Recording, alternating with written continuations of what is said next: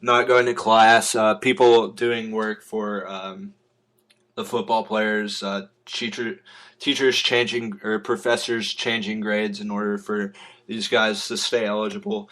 Of course, anybody in the program in the past and any of the coaches from the past are going to deny it.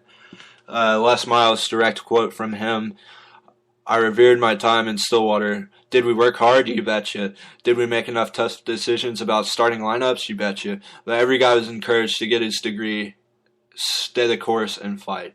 So basically, what Les is saying, he says, I can tell you that staff, family, and friends, and anybody that sat in our meeting rooms knew that this thing was done right, basically denying everything that SI has came out and blamed them for. Um, Miles says he repeatedly told players to attend, quote, attend class and do the right things. He opened the teleconference. This is, I guess, a teleconference today in Baton Rouge. He opened the teleconference talking about the memories of September 11th, 2001, 12 years ago today. It's crazy for me to think about what I was doing. I was in third grade. I remember, I think at the end of the day, all right, my account of what happened on September 11th, 2001, the Nick Lotz story. So I'm in third grade. I had like problems on the computer, like typing. So I went to this computer lab and like I'm doing these typing activities. And I'm in third grade, like my ADD is like in high. It's like in full swing, guys. And so I'm doing these typing activities on the computer, and like I hear these teachers start talking about like planes crashing into buildings, and I mean I'm in third grade, I don't really think anything of it. And then people start leaving school, like parents come and pick their students up, pick their kids up, and by the end of the day, I think I was one of like five people left in my class at the end of the day at like 3:30, and then I get home and I just see on the TV like just planes flying into the World Trade Center, and it really kind of puts things in perspective how everything can just be going along nice and great, and then something so terrible happens that really it brought this country together. It didn't matter what your beliefs were.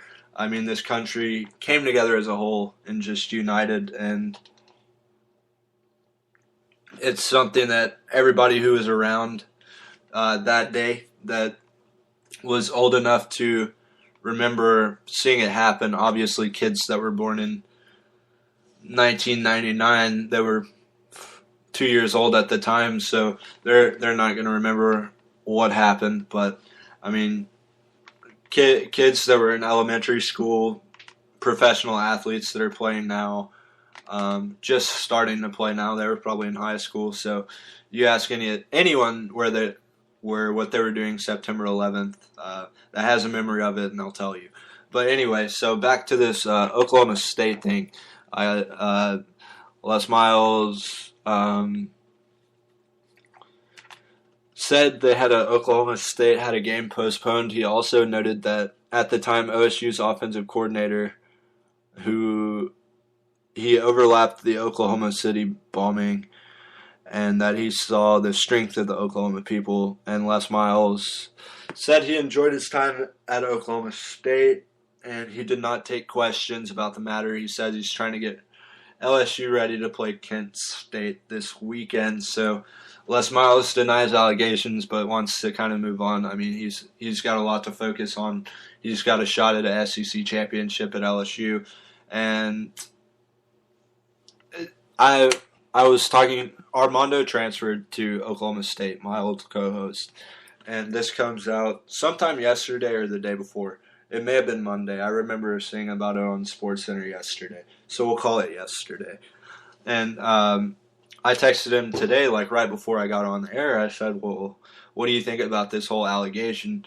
And we got to kind of texting back and forth about it, and said, "Well, if you think about it, for the most part, to some degree, some of this stuff happens pretty much regularly all over the country. I have a friend, I'm not going to throw him under the bus or name any names or say what school he plays for. He told me, like, first summer back at home, he was like, dude, I love playing for this school. Um, school's easy. Like, they make school easy on you if you're an athlete. People will offer to do your homework for you if you're an athlete. So, and you got to understand, these kids are 18, 19 years old, 20 years old. Um, and if somebody's like, "Hey, you want me to do your homework while you go party?" I mean, who's gonna say no? I'll stay in and do my homework.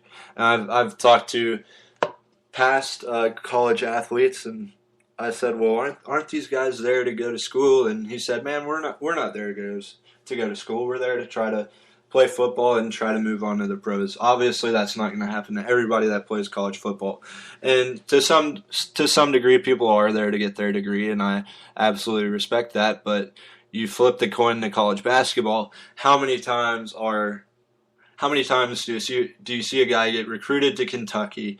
He plays there for a year. Um, so he's probably only taken 24 hours of college classes, and it's probably not even like college level classes. They're probably like remedial classes that he just needs hours to take to be considered a student, and then he goes to the pros after a year of college. And so there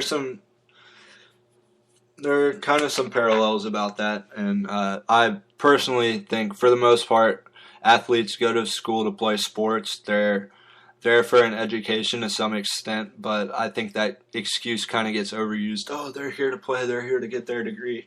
And you heard Les Miles said he preached that at Oklahoma State, and I can only believe that to some extent, just based on what I've heard from past student athletes, present student athletes at various universities. It's not all cut and dry as it seems. These kind of things go on all over the place. I mean, look at Miami. They've been under investigation for the past 3 years. Ohio State, they were on probation last year. That's why they couldn't play in the national championship. USC was on probation for a while. That had to deal with Reggie Bush taking payments for, and he had to give his Heisman Trophy back. And then you have Johnny Manziel being investigated for autographs during this offseason, being paid for autographs.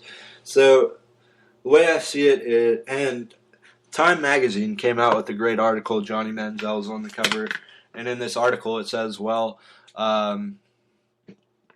it's time for student athletes to get paid and I believe it 100%. And one of my friends that plays at a smaller school, Division I AA, he said he thinks personally that's unfair, that because if you pay college athletes, then you get into, well, Johnny Manziel is gonna make more than a guy that's warming the bench, honestly, because Johnny is bringing a lot of notoriety to the university, a lot of notoriety to the town. He's putting that school on the map. Like Johnny Manziel single-handedly, with winning the Heisman, he made that. Like, look at A&M's recruiting class from this offseason. It's just absolutely phenomenal. And the same thing kind of happened at Baylor with Robert Griffin when he won. And then Art Briles said, well, okay, look, well, I recruited this guy. Look what he did. And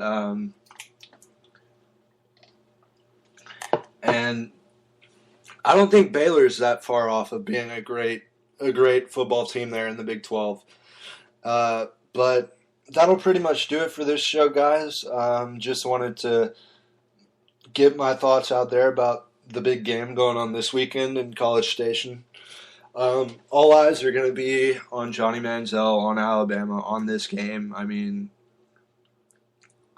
I want to know what the ratings for this game are, because it's got to be one of the it's going to be one of the highest watched games. I'd say this is like the Super Bowl of college football 3 weeks into the season. If I could equate it to anything, I would equate it to that. Just, you have so much hype around this game, like I said. I don't see why we need a camera on Johnny Manziel at all times, but if that's how CBS wants to open up their coverage of the SEC, by all means, let them do it. They're professionals. They know what they're doing. and that's probably going to create even bigger ratings with Camera on Johnny at all times. But that'll do it, guys. Pretty much all I have to say about that. Thank you for tuning in. It has been the Nick Lott Show on Spreaker Web Radio. I'll leave y'all with some Red Hot Chili Peppers.